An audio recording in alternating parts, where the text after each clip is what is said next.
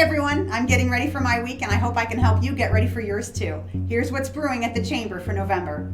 We're in full force planning the BG Community Holiday Parade that's scheduled for November 23rd. The deadline for registrations and sponsorships is November 4th, so get those forms in now and don't forget we need lots of volunteers. Check out our Executive Director Mary Hinkleman's interview with Clint Corp on the morning show on Tuesday, November 5th. Registration will be open this week for our upcoming Falcon Winter Sports Luncheon, which is scheduled for December 2nd. We had a great program last time, so make your reservations soon so you don't miss out. The event is networking at its best. We will be promoting Shop Small Saturday with a social media campaign all month.